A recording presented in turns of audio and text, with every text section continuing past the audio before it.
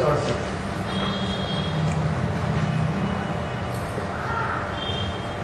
सभी मासूक की याद में बैठे हो। अलग और बे की याद में बैठे हो तो भी ठीक है।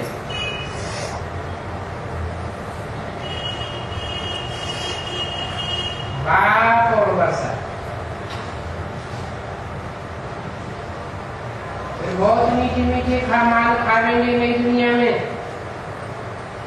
बच्चे भी खुश होते हैं क्योंकि बेशुमार माल मिलते हैं और बाप भी खुश होते हैं। बच्चों को 21 जन्मों के लिए हम बेशुमार माल देता हूँ। अभी तुम सब बच्चों पर बृहस्पति की दशा चल रही है।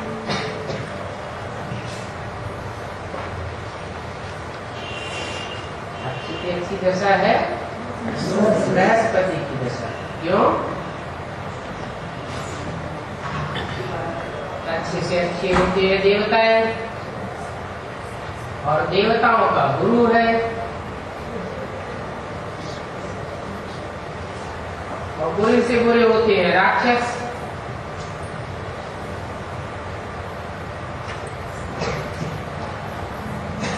राहु की दशा, शनि की दशा बहुत बुरी मान जाती है। तुम बच्चों पर तो बृहस्पति की दशा चल रही है। नाम क्या दिया? बृहस्पति, पतियों का पति, लक्षपति भी कहते हैं। ये मनुष्य शक्ति रूपी जो झाड़ है उस सारे झाड़ का पति माने रक्षक।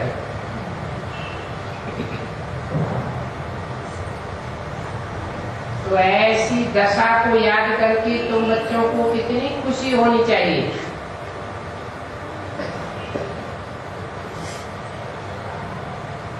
खुशी नहीं रहती है क्योंकि कुछ गड़बड़ है।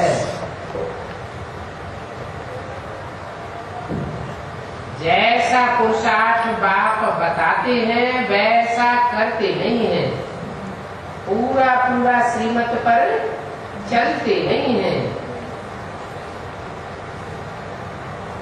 जरूर पुरुषार्थ में कमी है। माना स्वार्थ में कमी नहीं है,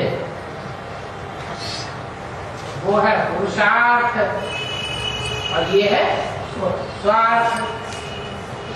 रथ माना शरीर, स्वरथ। अपने रथ के लिए जो किया जाए सो स्वार्थ और पुरुषार्थ, पुरुषात्मा को कहा जाता है। आत्मा के लिए जो किया जाए सो है पुरुषार्थ। दो बातें, एक आत्मा और दूसरी शरीर। शरीर का कनेक्शन एक जन्म से है। वो भी एक जन्म पूरा हो या न हो, बीच में शरीर छूट जाए। और आत्मा का कनेक्शन अनेक जन्मों से है। तो किसके अर्थ पुरुषार्थ करना चाहिए, किसके अर्थ मेहनत करनी चाहिए? आत्मा के अर्थ मेहनत करनी चाहिए। आत्मा की कमाई हो। परंतु बच्चे नंबरवार पुरुषार्थ अनुसार, इसलिए नंबरवार दशाएं भी बैठती हैं। नहीं तो विवेक कहता है जो बच्चे निश्चय बुद्धि हैं उनको क्या परवाह, इस बात पर निश्चय। अपनी आत्मा के ऊपर निश्चय है कि मैं आत्मा ज्योति बिंदु हूँ, 84 जन्म लेने वाली बाप की शिथिल दिया।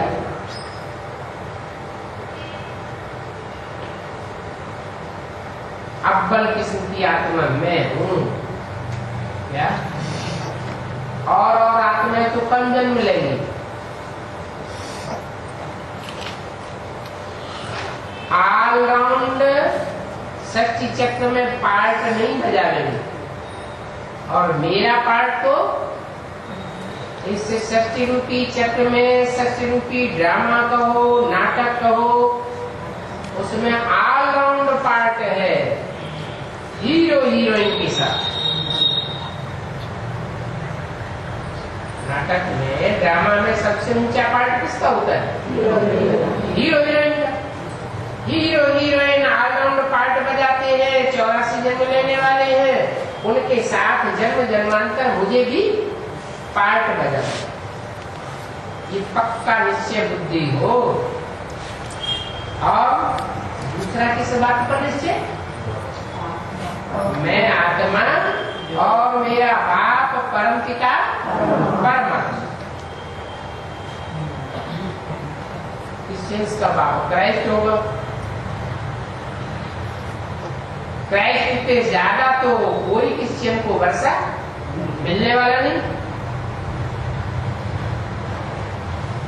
बीज रूप आत्माओं में जो क्रिश्चियंस का ग्रुप होगा, उनमें जो क्राइस्ट का बीज होगा उसको वर्षा सबसे जास्ती मिलेगा,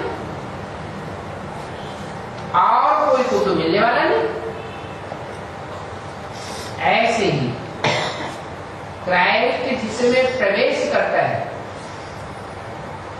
आधार में,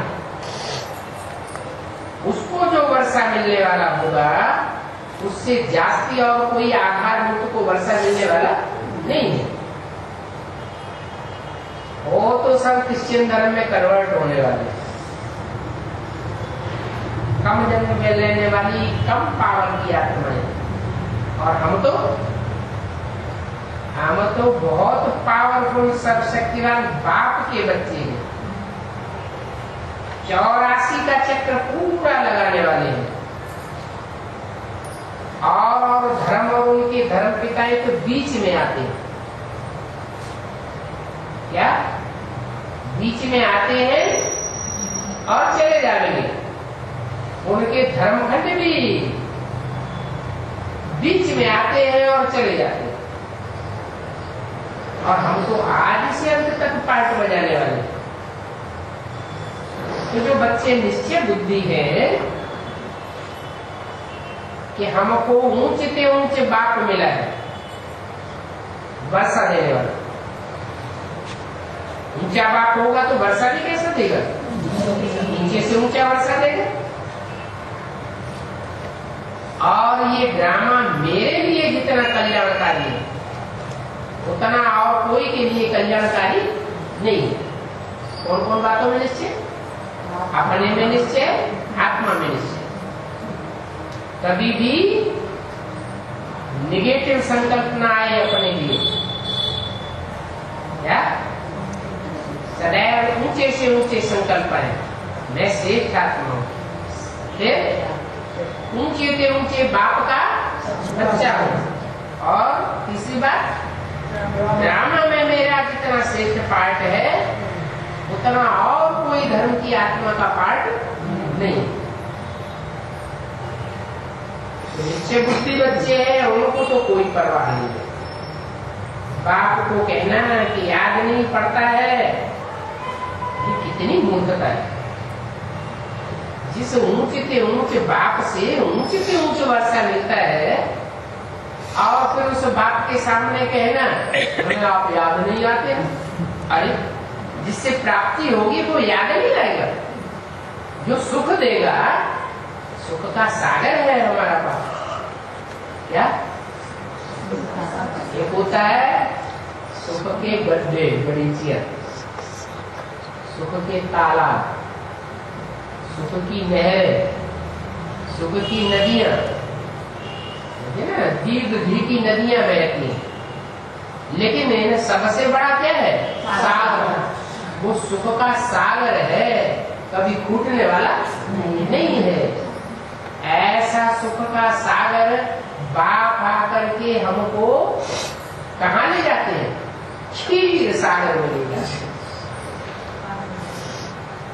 और ऐसे बाप के सामने कहना कि हमें आपकी याद नहीं आती। बाप कहते ये तो मूर्ख बच्चा है। अच्छा, तुम योग अक्षर छोड़ दो, हमारा योग नहीं लगता, योग नहीं लगता, योग छोड़ दो। इन आंखों से जो देखते हो वो याद आता है कि नहीं है? अच्छा तो याद करो।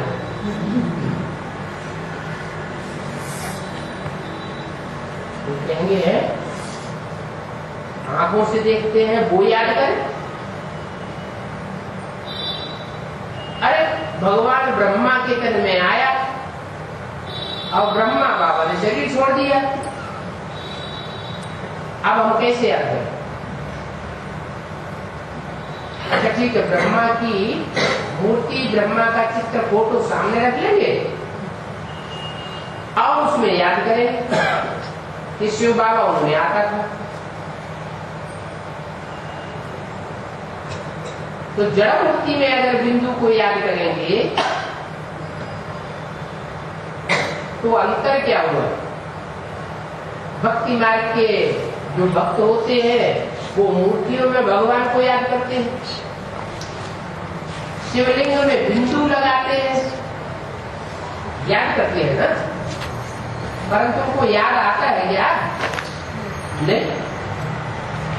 अरे बिंदी रूप में वर्षा देगा या जो शरीर छोड़ चुका है उसके द्वारा वर्षा देगा या जो चैतन्य में होगा उसके द्वारा वर्षा देगा।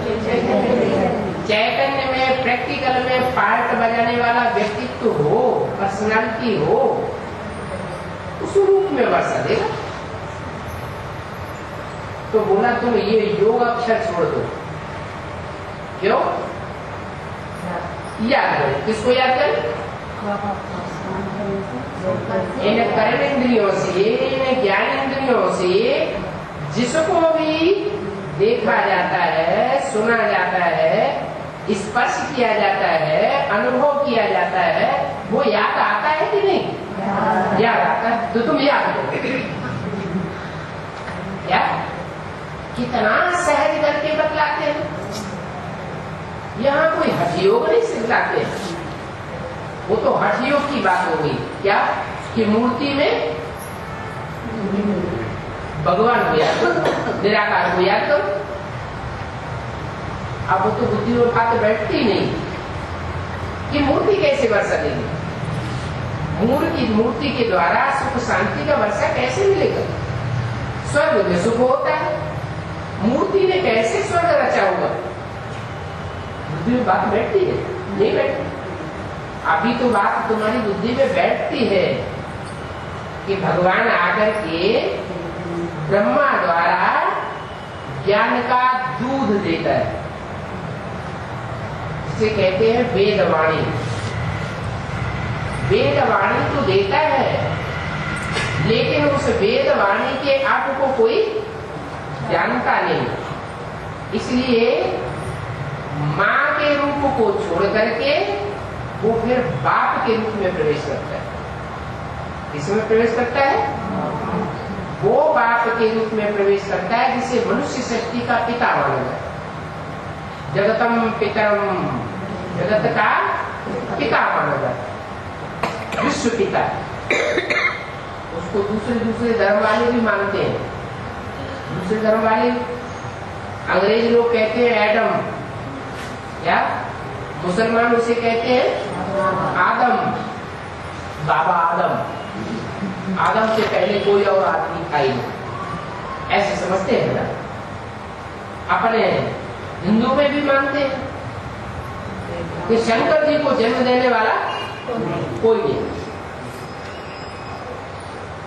मतलब वो सबको जन्म देने वाला है, सबके स्वरूप की पहचान देने वाला है कि कौन आत्मा क्या क्या पार्ट बजाने वाली है, परंतु उसको बताने वाला कोई नहीं। तो वो सबका बाप है। कैसा बाप? निराकार या साकार? है तो साकार, परंतु उस साकार में वो निराकार जब तक प्रवेश न करे तब तक उसे अपने स्वरूप का भी परिचय मिलता है। तो वो शिव जो ऊपर से आता है और वो शंकर जो इस साकार सृष्टि में ही कोई व्यक्तित्व होता है, पहले से ही ब्रह्मा का बच्चा ब्राह्मण, वो दोनों मिलकर के शंकर कहा जाता है। उसमें ब्रह्मा की सोल भी प्रवेश कर जाती है। ब्रह्मा को कहते हैं ज्ञान चंद्रमा। क्या चंद्रमा तो है, रोशनी तो ज्ञान की देता है, लेकिन खुद रोशनी देने वाला है या चंद्रमा ने कोई से रोशनी ली है? रोशनी देता है चंद्रमा, फिर देता है। तो यज्ञ के आदि में जिस व्यक्तित्व के पास जाकर के ब्रह्मा ने अपने साक्षात्कारों का रहस्य समझा था, वही व्यक्तित्व आत्मा जो पूर्व जन्म में थी, ब्रह्मा को ज्ञान का बीज डालने वाली साकार, वो आत्मा शरीर छोड़ने के बाद फिर दोबारा यज्ञ में आती है और आने के बाद ब्राह्मण बनती है और उस ब्राह्मण बच्चे में शिव बाप ब्रह्मा का शरीर छोड़ने के बाद प्रवेश कर ब्रह्मा के तन में मां के रूप में और उस ब्राह्मण बच्चे के तन में बाप के रूप में पाए। शंकर का चित्र में जनेऊ भी दिखाया जाता है, यज्ञों कवि। ये किस बात की निशानी है? शंकर भी ब्राह्मण था ना, शंकर भी ब्राह्मण है। पहला पहला ब्राह्मण सो पहला पहला देवता, जो पहला पहला देवता सो पहला पहला त्रेता में बनेगा क्षत्रिय। सोई द्वापर में बनता है पहला वैश्य और कलियुग में बनता है पहला। फिर संयोग आता है तो पहले पहले वो ब्राह्मण बनता है। क्या क्या बनता है? ब्राह्मण किसकी औलाद? ब्रह्मा की औलाद। जब पहला ब्राह्मण तो ब्रह्मा की औलाद कैसे? फिर ब्रह्मा पहले हुआ या वो ब्राह्मण पहले हुआ? नहीं, ब्रह्मा बाबा को साक्षात्कार हुए, उन साक्षात्कारों को वो समझ नहीं सके। अपने गुरु से पूछा, गुरु ने बताया नहीं, तो वाराणसी में पंडितों के पास जाकर के पूछा विद्वान आचार्यों से, वहां से लोगों को संतुष्टि नहीं मिली। फिर अपने भागीदार के पास कलकत्ते की दुकान में पहुंचे। जो भागीदार उनका पुराना नौकर था, लेकिन उनका बहनोई था। दुकान में आधे साधे का साझीदार। वहां पहुंच करके उससे बात उसके कान में डलवाई। इस तरीके से दादा लेखराज को साक्षात्कार हुए। इसका अर्थ कोई नहीं बता रहा और परमात्मा शिव ने तुरंत उसमें प्रवेश करके साक्षात्कारों का रहस्य खोल दिए। तो जिसके द्वारा खोला वो पहला ब्रह्मा हुआ। माना दादा लेखराज ने डायरेक्ट नहीं सुनाया, दादा लेखराज ने सुनाया किसी माता को और माता ने सुनाया उस व्यक्ति को जिसके मुख से उनके साक्षात्कारों का खुला। तो वो व्यक्ति हो गया पहला ब्राह्मण। ब्राह्मण तो ब्रह्मा की औलाद होना चाहिए ना। किसके मुख से पैदा हुआ? कौन था ब्रह्मा उस समय? जो सुनाने वाली माता थी वही आदि ब्रह्मा। तो वो हो गया ब्राह्मण पहला। तो जो यज्ञ के आदि का व्यक्तित्व था, जिसके द्वारा ज्ञान का बीज डाला गया, वो ही वास्तव में यज्ञ पिता। परंतु इस रहस्य को ब्रह्मा बाबा ने या कोई ने भी उस समय पहचाना नहीं। और न पहचानने के कारण क्या हुआ कि 10 साल के बाद जब हिंदुस्तान पाकिस्तान का बंटवारा हुआ और सिंध हैदराबाद से सत्संग उखड़ करके कराची में जहां बाबा अकेले जाकर के रहने लगे थे, वहां ट्रांसफर हो गया। बाबा को एकदम नशा चढ़ गया। इतने बंधन में रहने वाली जो कन्या माताएं थी, वो ढेर की ढेर बात के आ गई, तो बाबा को नशा चढ़ा। और उसी समय परमात्मा शिव ने प्रवेश किया और प्रवेश करके मुरली चलाना शुरू हुआ। मुरली तो चलाई, लेकिन उस संस्था का नाम क्या रखा? ब्रह्मा कुमारी ईश्वरी विश्वविद्यालय।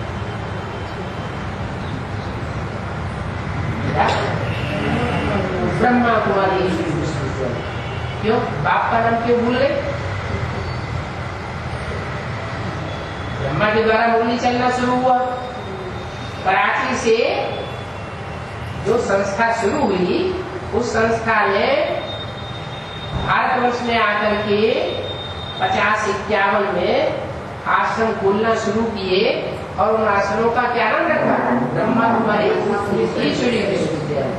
तो ब्रह्मा माने बड़ी अम्मा, बड़ी अम्मा है तो बाप भी तो होना चाहिए कि नहीं? बाप होना चाहिए, लेकिन पिता का नाम क्यों भूल गए?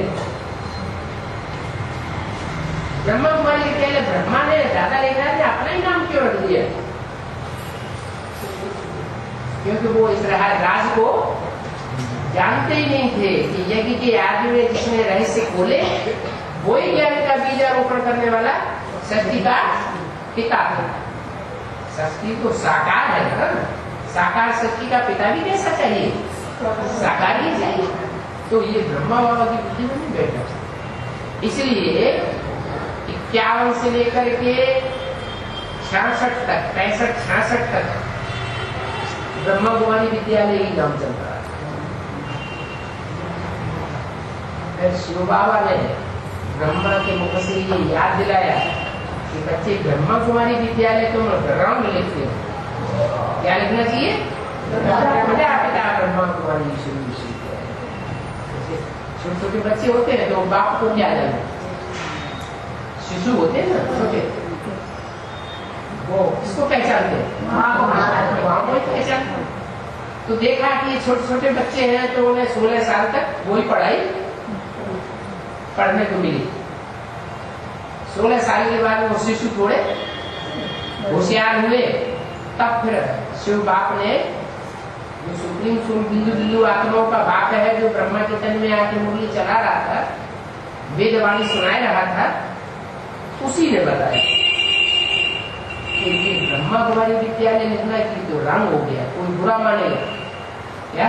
अच्छा नहीं मानेगा कि ये ब्रह्मा की कुमारी, ब्रह्मा कुमारी, ब्रह्मा कुमार लिखते हैं, ये अपने बाप का नाम क्यों नहीं बताते? क्या कोई बच्चे से पूछे तुम किसके बच्चे हो और वो बार बार अपनी माँ का नाम बताए तो लोगों को शक पैदा होगा नहीं? क्या शक पैदा होगा? ये अपनी अम्मा का ही नाम क्यों बताता है बार बार, बाप का नाम क्यों नहीं बताता? कुछ गड़बड़ है। इसकी माँ ने इसको अपने बाप का नाम बताया है, जरूर कोई गड़बड़। तो शिव बाबा ने ब्रह्मा की तरफ से ये बात क्लियर कर दी कि प्रजापिता शब्द लिखो। लिखने वालों ने लिख तो दिया, पहले ब्रह्मा कुमारी ईश्वरी विश्वविद्यालय लिखते थे, बाद में प्रजापिता ब्रह्मा कुमारी ईश्वरी विश्वविद्यालय लिखने लगे। लेकिन ये बुद्धि में किसी के नहीं आया कि ब्रह्मा अलग है, माँ अलग होती है और बाप अलग होता है। पहले कौन होता है? पहले बाप होता है कि पहले माँ होती है? पहले बाप होता है। बाप जो है वो माँ में बीज डालता है तो माँ बन जाती है। माँ होती है धरणी, क्या माँ है? धरणी माता, और उसमें बीज पड़ता है तो बीज को बाप कहा जाता है। आम बीज मतलब पिता, मैं बीज बोने वाला तो पिता हूँ। तो ये मनुष्य शक्ति का जो बीज है उसके बारे में न ब्रह्मा कुमारियों को पता न ब्रह्मा को पता। आज तक भी उनकी बुद्धि में ये बात बैठी नहीं क्या कि ब्रह्मा को भी कोई रचने वाला होगा। अम्मा को कौन रचता है? अम्मा को अम्मा कौन बनाता है? बाप बनाता है। तो ब्रह्मा को ब्रह्मा बनाने वाला साकार में कोई हुआ होगा ना। ब्रह्मा है बड़ी माँ, सृष्टि की बड़ी से बड़ी माँ है, तो बड़ा बाप भी तो कोई हुआ होगा। तो यज्ञ के आज में कौन बड़ा बाप हुआ, वो आज तक भी वो छोटे छोटे बच्चों की बुद्धि में अभी आया नहीं। कौन से बच्चों की बुद्धि में? जो बेसिक ज्ञान में पढ़ रहे हैं, बेसिक नॉलेज में पढ़ रहे हैं, ब्रह्म को आज सुन रहे हैं अभी, उनकी बुद्धि में नहीं। किनकी बुद्धि में बैठा? वही यज्ञ का आज का पिता शरीर छोड़ने के बाद फिर दोबारा ऐसे ब्रह्मा कुमारी विश्वविद्यालय में आकर के ज्ञान लेता है, और ज्ञान लेने के थोड़े समय के बाद ही, मैंने 6, 8, 9 वर्ष के बाद ही उसमें सुप्रीम सोल प्रवेश करता है। तब ब्रह्मा के शरीर छोड़ने के 8 वर्ष के बाद, 8-9 वर्ष में ही प्रवेश होता। ये प्रवेश होता है या प्रत्यक्ष होता है? नहीं, जैसे बच्चा है गर्भ में होता है? पहले पिंड तैयार होता है? पिंड तैयार होता है ना। तो जो पिंड होता है निर्जीव होता है या जीवन वाला होता है? निर्जीव होता है। तो गर्भ में पिंड तैयार होता है, उसमें आत्मा की, तो उस आत्मा के आने को जो गर्भ के अंदर आई है, वो किसी को पता चलता है क्या? नहीं। तो परमपिता परमात्मा शिव ऐसे नहीं कि ब्रह्मा का तन छोड़ा ऊपर चले गए होंगे। ऊपर जा सकते हैं क्या? मूल में तो बोला है, मैं तुम बच्चों के साथ खाऊंगा, खेलूंगा, रहूंगा, तुम संग साथ श्वासोश्वास निभाना है। तुम बच्चों को साथ लेकर जाए, ऐसे तो नहीं बीच में छोड़ जाने में। ब्राह्मण सृष्टि रची है तो ब्राह्मणों को बीच में नहीं ले जाएंगे। ब्राह्मण जब तक संपूर्ण ब्राह्मणों से देवता न बने तब तक शिव बाप छोड़ने वाला नहीं। तो ऐसे नहीं ब्रह्मा का शरीर छूट गया तो ब्रह्मा कुमारी ने समझ लिया शिव बाप भी गए और ब्रह्मा बाबा भी गए।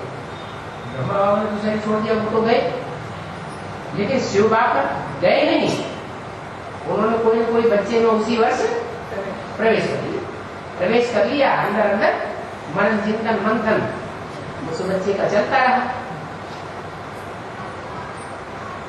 76-77 में वो बात डिक्लेयर हो गई, बाप का प्रत्यक्षता वर्ष मनाया गया। बताया भी बाप का प्रत्यक्षता वर्ष, बाप का प्रत्यक्षता वर्ष मना भी लिया, लेकिन ये पता नहीं कहाँ प्रत्यक्ष हुआ। अच्छा, सबको प्रत्यक्ष होगा कि पहले घर वालों को प्रत्यक्ष होगा? जो बिल्कुल घर के नजदीकी होंगे उनको पहले प्रत्यक्ष होगा, फिर मोहल्ले वालों को प्रत्यक्ष होगा, फिर गांव वालों को, फिर जनपद वालों, डिस्ट्रिक्ट वालों को, ऐसे धीरे धीरे आवाज फैलती जाएगी। तो ऐसे ही 76 में परमात्मा शिव ने प्रवेश किया और उसी व्यक्तित्व में जो यज्ञ के आदि का था दोबारा जन्म लेकर के ब्राह्मण बना, प्रवेश करके उसका नाम प्रत्यक्ष हुआ। क्या नाम प्रत्यक्ष हुआ? उस मूर्ति का नाम प्रत्यक्ष हुआ धीरे धीरे शंकर। शंकर को जैनी लोग तीर्थंकर के रूप में मानते हैं, और सब भगवान तीर्थंकर। जो मुसलमान लोग हैं उसको आदम के रूप में मानते हैं, और क्रिश्चियन लोग एडम के रूप में मानते हैं। लेकिन उनको ये पता नहीं है कि ये भगवान है। न क्रिश्चियंस को पता है, न मुसलमानों को पता है। सिर्फ ये जानते हैं हाँ बहुत पुराने से पुराना आदमी को, बस इससे ज्यादा नहीं। लेकिन हिंदू लोग इस बात को जानते हैं क्या कि शिव शंकर भोलेनाथ ही भगवान का रूप है। शिव है निराकार, वो निराकार जिस साकार में पहले प्रवेश करता है और प्रवेश करके आदि से लेकर के अंत तक पाठ बजाता है, माना मुकर्रर रूप से पाठ बजाता है, वो ही भगवान का स्वरूप। इसलिए सब देवता एक कितने हैं टोटल? 33 करोड़। 33 करोड़ देवताओं में से एक भी ऐसा देवता नहीं है जिसका नाम शिव के साथ मिला के रखा गया है। कोई है? ब्रह्मा का नाम शिव के साथ मिलाते नहीं, विष्णु का नाम शिव के साथ मिलाते नहीं, गणेश का नाम मिलाते नहीं, हनुमान का नाम मिलाते नहीं, किसी देवता का या देवी का या जगदम्बा का नाम शिव के साथ मिलाते हैं क्या? नहीं। किसका मिलाते हैं? शंकर का नाम शिव के साथ मिलाते हैं। क्यों? क्योंकि जो बड़ा बच्चा होता है वो ही बाप को पहले नाम वाला प्रत्यक्ष करता है। अपने भारत की परंपरा में भी और विदेशों में भी ऐसे चल रही है। क्या? राजा का जो बड़ा बच्चा होता है वो गद्दी के ऊपर बैठता है। बड़ा बच्चा बैठता है, छोटा बच्चा बैठता है? बड़ा बच्चा बैठता है। बड़ा बच्चा क्यों बैठता है? कोई कारण होगा?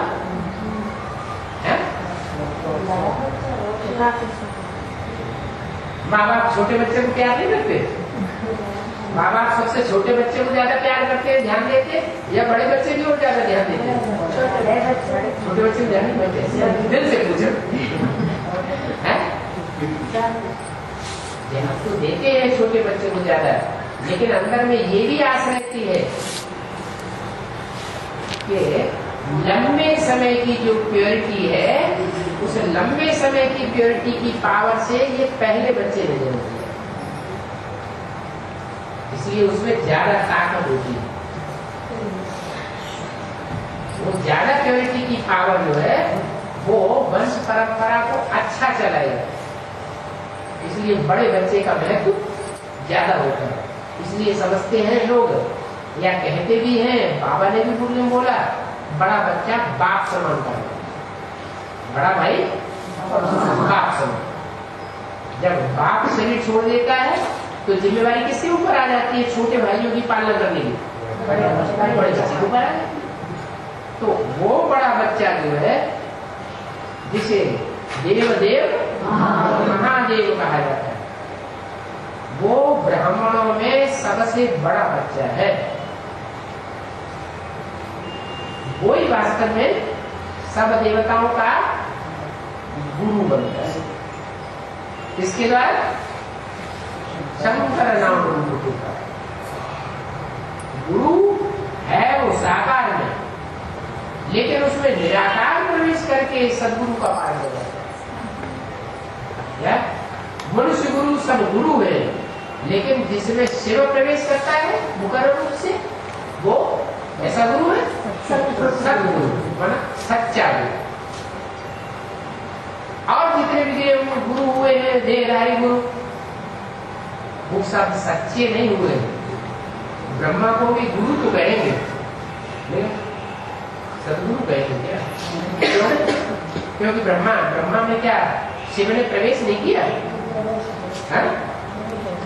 ब्रह्मा में भी तो शिव ने प्रवेश किया, फिर ब्रह्मा को सदगुरु क्यों नहीं कहा जाता है?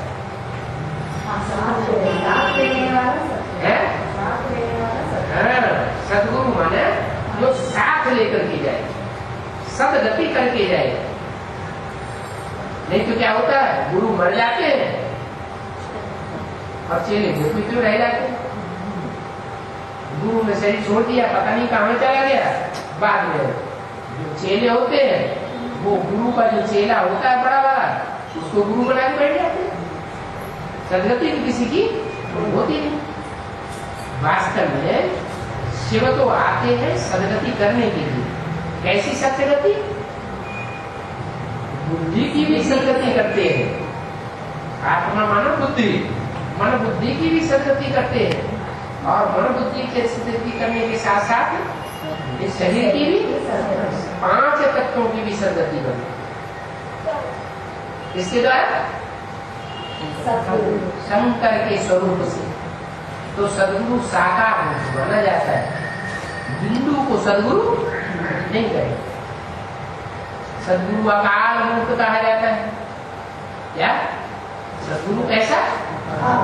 अकाल, जिसको कोई काल खा नहीं सकता। अब काल आत्मा बिंदु बिंदु को खाता है या शरीर को खाता है? शरीर को खाता है, और सबके शरीर को काल खाते हुए देखा जाएगा, लेकिन सदगुरु के शरीर को कोई काल खाते हुए देखता ही नहीं।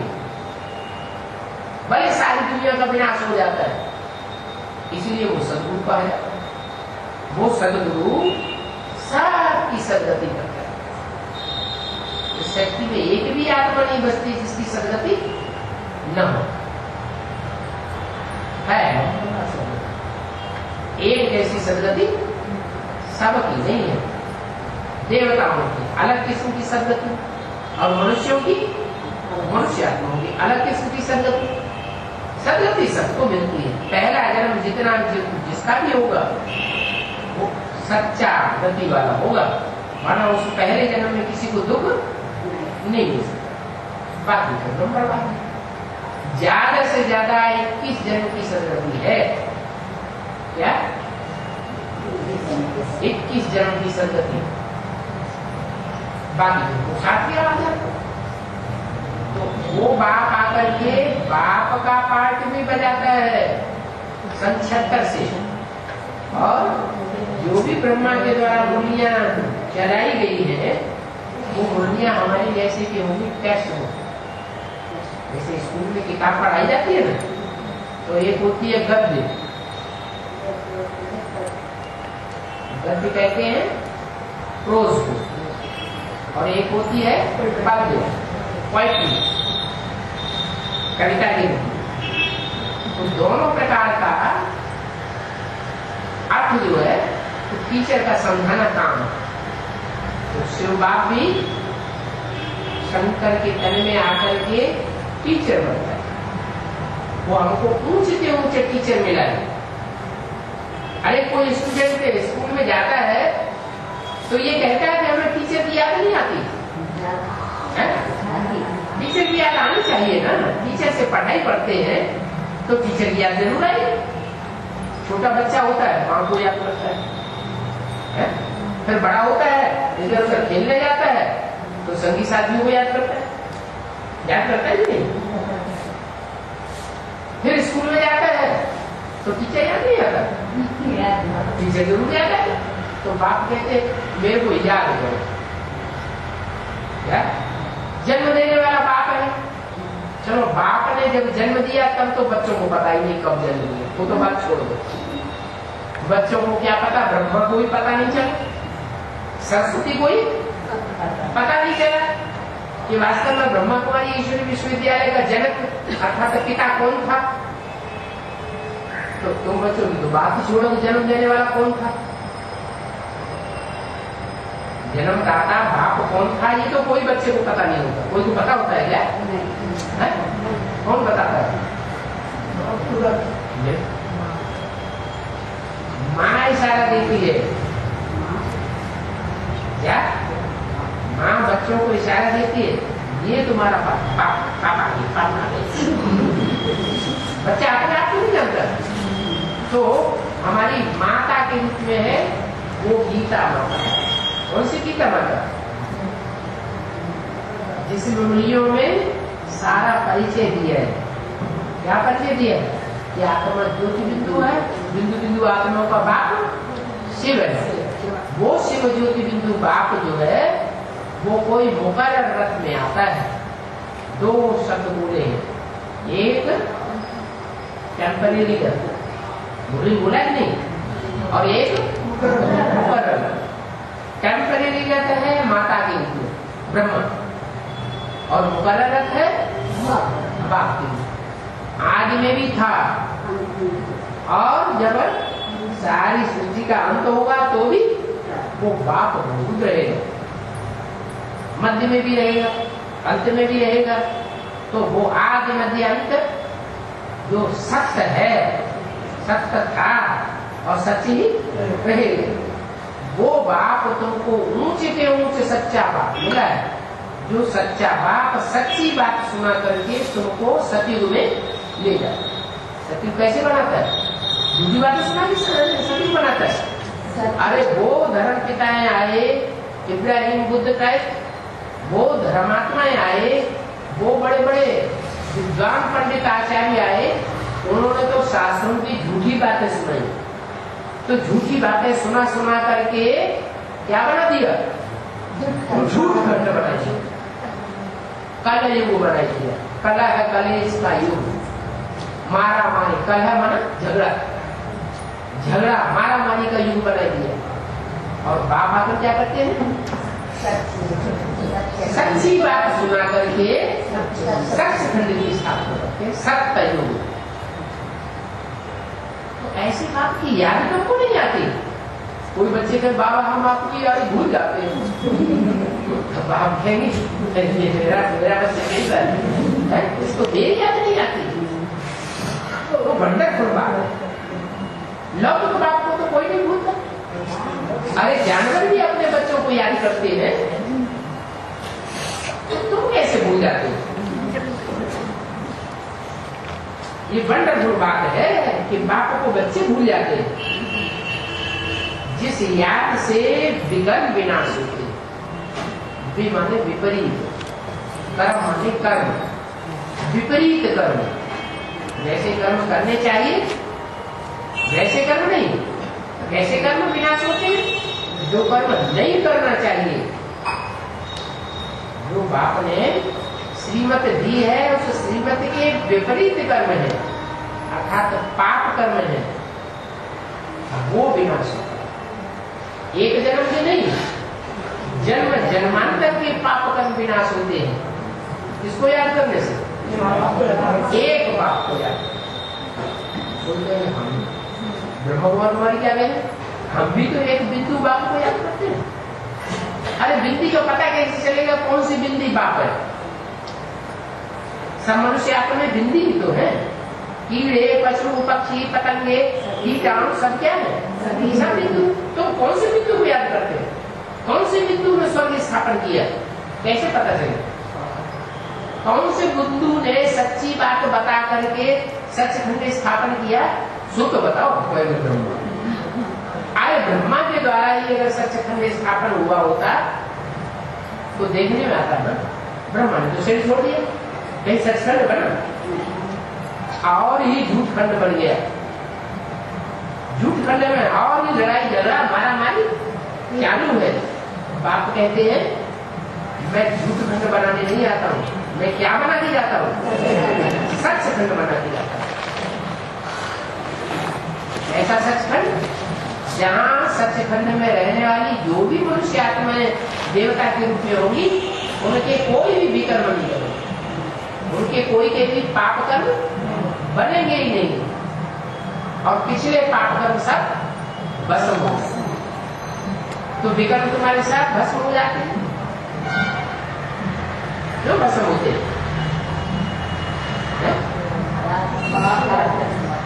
बाप को याद कर लो। कहते हीरा बहुत कीमती चीज होती है, हीरे को याद कर लो। जड़ा पत्थर होता है ना हीरा, वो तो बहुत कीमत वाला होता है। कोहली और हीरा की आज तक किसी ने कीमत ही नहीं याद पाई। अच्छा कोहलू और हीरा को याद करो, उसे याद करने से पाप कर्म विनाश नहीं होंगे। क्यों क्यों नहीं याद? भस्म होंगे।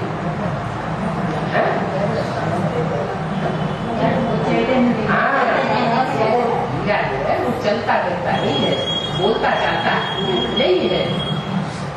पाप कर्म तो तब विनाश होंगे जब हम ऐसे को याद करें जो बोलता चालता हो और चलता फिरता हो, और इसके अलावा उसके अपने कोई पाप कर्म न बनते। कितनों के भी संसर्ग संपर्क में आए, क्या कितनों के भी संग में आए, लेकिन उसका ऊपर कोई संग का रंग न लगे। ऐसे कि तुम याद करेंगे तो तुम्हारे पाप कर्म बस।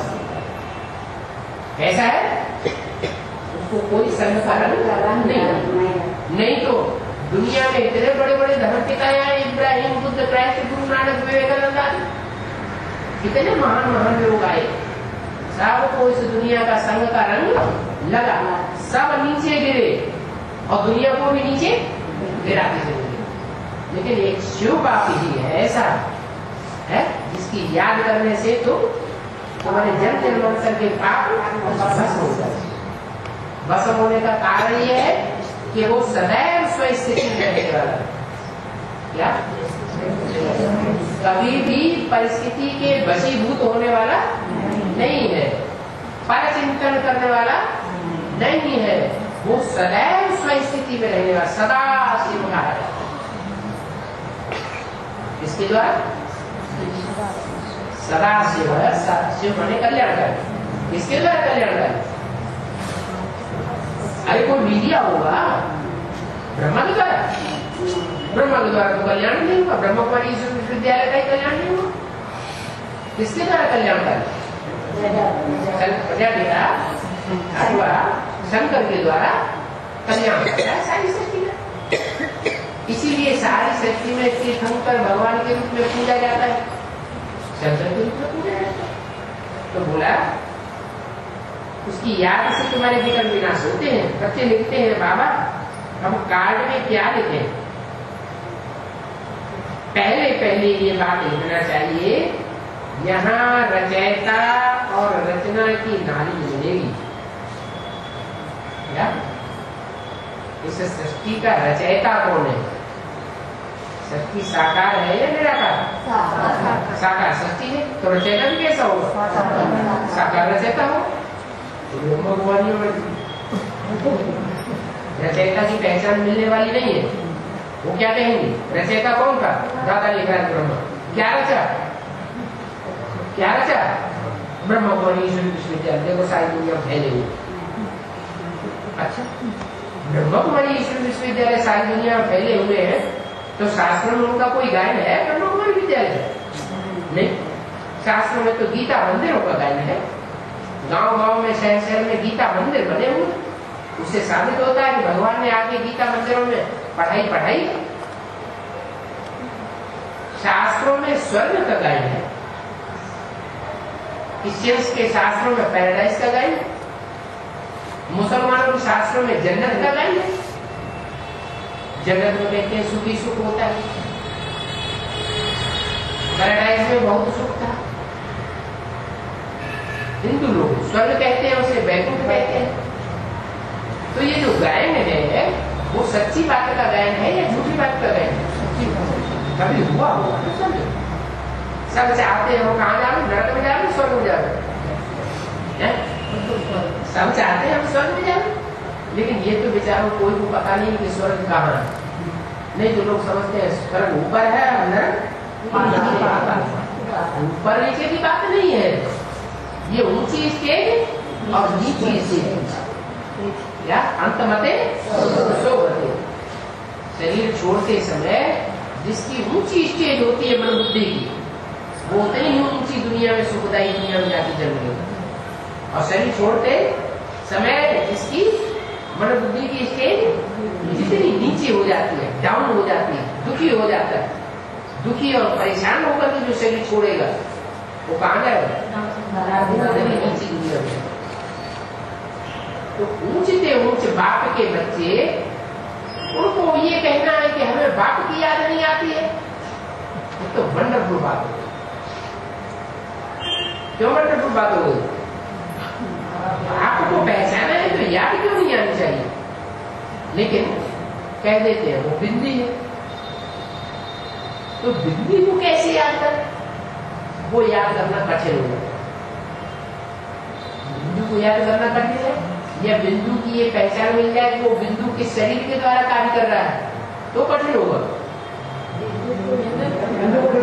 पहचान लिया कि इस शरीर के द्वारा कार्य कर रहा है तो याद करना कोई कठिन नहीं।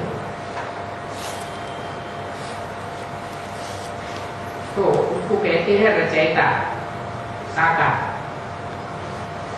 निराकार जिस तन में मुकर्रर रूप से प्रवेश करके सृष्टि को परिवर्तन करता है, वो है सृष्टि का रचयिता बाप। और रचना कौन? उस रचयिता बाप की पहली कोई रचना भी तो होगी। कौन है?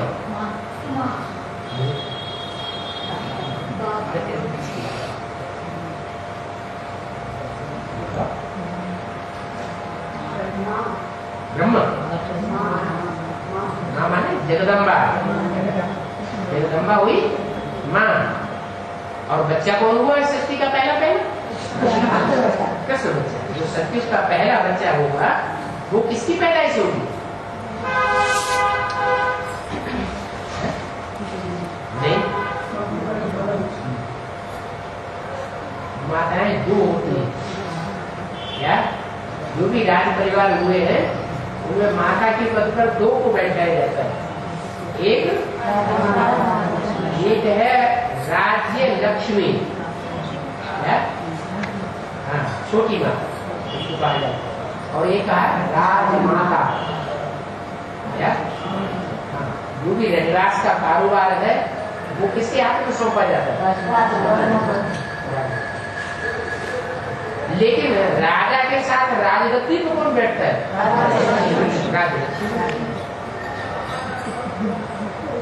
तो ये अंतर है, दो माताएं हैं, एक छोटी माँ और एक बड़ी माँ। जो बच्चा होता है उस बच्चे की जिंदगी बनाने में छोटी माँ का ज्यादा महत्व है, ये बड़ी माँ का ज्यादा महत्व है। पेट में 9 महीने रखती है, उसकी बुद्धि जैसी चलेगी 9 महीने, बुद्धि के वाइब्रेशन जैसे होंगे वैसा ही बच्चा जन्मेगा। अगर अच्छे वाइब्रेशन होंगे तो बहुत अच्छा बच्चा पैदा हो, बुरे वाइब्रेशन रहे होंगे 9 महीने तो बच्चा भी ऐसा ही पैदा हो। स्वस्थिति की वाइब्रेशन होगा तो बच्चे का चेहरा मोड़ा भी मां की तरह हो जाए। अगर मां को बाप की याद ज्यादा रही होगी 9 महीने तो बच्चे का चेहरा मोड़ा भी बाप की तरह बन जाए। देखा ना, कोई बच्चे होते हैं ना मां से मेल खाते हैं और ना बाप से। इसका मतलब बुद्धि एकदम बिखर गई। तो छोटी माँ का ज्यादा महत्व, छोटी माँ का महत्व ज्यादा है। तो वो छोटी माँ कौन और बड़ी माँ कौन? बड़ी माँ है जगत अम्बा, कौन? सारे जगत की अम्बा। सारे जगत में सिर्फ देवताएं ही देवताएं हैं या राक्षस देवताएं और मनुष्य सब है? सब है। वो है जगदम्बा। और फिर है जगदम्बा। जगदम्बा तो हुई बड़ी माँ। फिर उसके मुकाबले में है छोटी माँ जिसको कहते हैं लक्ष्मी, क्या? भारत माता। वो सारे देशों की माता, सब धर्मों की माता, मनुष्य मात्र की माता जगदम्बा। और वो सिर्फ भारतवासियों की माता। तो भारत में देवताएं हैं और दूसरे धर्मखंड है उनमें और दूसरे धर्म की आत्माएं हैं। तो जो छोटी माता है वो विजय माला बनाने वाली है। क्या विजय खेतवाणी में क्या बोला है? इसका आवाहन करो, विजय माला का आवाहन करो। तो विजय माला का कैसे आवाहन करें? विजय माला का आवाहन करना माना विजय माला की हेड को बुला लो। जो शहद की मक्खियां होती है, सारी मक्खियों को आवाहन कैसे करोगे? शहद की सारी मक्खियां हैं, उन सबको बुलाना है तो क्या करना है? को पकड़ लाओ तो सब अपने आप आ जाएंगे। तो ये बुद्ध रूपी हाथ है, इस बुद्ध रूपी हाथ से पकड़ के खींचते रहो। किसको? छोटी माँ को पकड़ के खींचेंगे तो अपने आप सारी मक्खियां आ जाएंगी, इकट्ठी हो जाएंगी। कृष्ण को कौन से गांव में दिखाते हैं शास्त्रों में? गोकुल। गौ माने कन्या माता। ऐसी कन्या माता, वो कन्या माता दुनिया की नहीं, ब्रह्मा ने जिसकी सृष्टि रची वो कन्या माता। वो कन्या माताएं सारी की सारी खींची चली जाएगी नंबरवार के साथ। तो एक रानी मक्खी की पहचान हो रानी मक्खी की पहचान होगी तो पहले राजा की पहचान होगी। पहले तो राजा बुद्धि में बैठा हुआ हो ना, इस विश्व का पिता कौन है? भारत का ऊंचे से ऊंचा राजा का नाम क्या है? द्वापर में आया है, वो ऊंचा तो ऊंचा कहां से हो गया? नारायण। ऊंचे से ऊंचा युग है, ज्यादा से ज्यादा सुख देने वाला युग है सत्य युग। और सत्युग में किसका राज्य गाया हुआ है? नारायण का राज्य। उस नारायण के लिए सत्यनारायण की कथा गाई जाती है। घर घर में कौन सी कथा की जाती है? सत्यनारायण की कथा। तो सत्यनारायण ने सत्य के बल पर सत्ययुग की स्थापना का काम संपन्न किया। तो वो सत्यनारायण जिसकी शास्त्रों में कोई ग्लानि नहीं, और जितने भी देवता हैं सबकी ग्लानि है, सत्यनारायण की कोई ग्लानि नहीं। तो क्या सत्यनारायण की ग्लानि नहीं? और सत्यनारायण और शंकर जी है तो एक ही, चाहे शंकर कहो और चाहे सत्यनारायण कहो, एक ही है या अलग अलग? अलग अलग व्यक्तित्व तो एक ही है, लेकिन शंकर को याग में बैठे हुए दिखाया जाता है। क्या याग में बैठे हुए दिखाया जाता है? माने तपस्या कर रहे हैं, तपस्या की दरकार है, माने पुरुषार्थ कर रहे हैं, अपनी आत्मा के कल्याण के लिए क्या कर रहे हैं? तपस्या कर रहे हैं, याद कर रहे हैं। वो भी किसको याद करते हैं? शिव बाप को याद करते हैं ना। वो किस तरह याद करते हो? हम तो याद करते हैं कि साकार में निराकार शिव है, तो हमें सहज सहज याद आ जाता है। वो कैसे याद करते हो?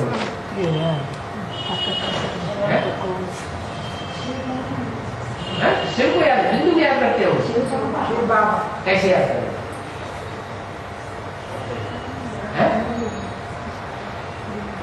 वो कैसे याद करते होंगे? उसकी बुद्धि में ये बात बैठ जाए कि सृष्टि का पिता वास्तव में कोई साकार मनुष्य है, और ये बुद्धि में दूसरों को भी बिठाना शुरू कर दे, तो दूसरों की बुद्धि में बैठेगा, उसकी अपनी बुद्धि में नहीं बैठेगा। बैठेगा या नहीं बैठेगा? तो अपने अंदर याद करना सहज है या दूसरे के शरीर के अंदर याद करना सहज है? अपने अंदर याद करना तो और सहज है। स्वस्थिति में रहना सहज है या दूसरे बाहर के रूप को याद करना सहज है? आत्मा को याद करना तो सबसे ज्यादा सहज। मैं आत्मा ज्योति। तो वो परम पिता परमात्मा गॉड फादर जिसे कहा जाता है, वो बेहद का बाप, उसकी पहचान हम बच्चों को होती है, और दुनिया में दूसरे धर्म वालों को उसकी पहचान नहीं होती। तो देखो, हद के बाप के वर्षे में और बेहद के बाप के वर्षे में अंतर होगा या नहीं होगा? जमीन और आसमान का अंतर। वो एक जन्म का बाप होता है और ये जन्म जन्मांतर का बाप, जन्म जन्मांतर का सुख देने वाला। ऐसे नहीं कि सिर्फ 21 जन्मों का ही सुख दे करके चला जाता है। 21 जन्मों के आधार पर 63 जन्मों का भी पुरुषार्थ का हिसाब किताब होता है, वो अभ्यास पक्का हो जाता है। तो बहुत फर्क होता है। वर्ल्ड गॉड फादर टीचर से तुम बच्चे बढ़ सकते क्या? वो सारी दुनिया का गॉड फादर है। इब्राहिम बुद्ध क्राइस्ट बापों का भी बाप है, और उन्होंने जो पढ़ाई है टीचर बनकर के, इब्राहिम बुद्ध क्राइस्ट ने, बड़े से बड़े विद्वान पंडित आचार्यों ने जो भी पढ़ाई है टीचर बनकर के, और सब टीचर्स का भी वो टीचर है, यानी सुप्रीम टीचर है। तो तुम टीचर से वर्षा पाओगे, टीचर से कौन सा वर्षा पाया जाता है? पढ़ाई का वर्षा मिलता है। कोई तो बहुत ऊंची पढ़ाई पढ़ लेते हैं और कोई कम पढ़ाई। जो बहुत ऊंची पढ़ाई पढ़ते हैं वो टीचर का रिगार्ड रखने वाले होते होंगे या नहीं होते होंगे? जरूर होते। टीचर का रिगार्ड जो बच्चा नहीं रखेगा वो पढ़ाई क्या पढ़ेगा? तो बाप का भी रिगार्ड, टीचर का भी रिगार्ड, और सदगुरु तो है ही पावरफुल, उसका कोई रिगार्ड अगर न रखे तो वो तो बहुत सख्त है। क्या सबसे सख्त पार्ट कौन सा है? बाप का उतना सख्त पार्ट नहीं, टीचर का भी उतना सख्त पार्ट नहीं, लेकिन सदगुरु का पार्ट तो बहुत सख्त। कहते हैं गुरु का बुलावा काल का बुलावा, और वो देहदारी गुरु की बात है, इसकी बात है। गुरु ये देह के गुरु की बात है।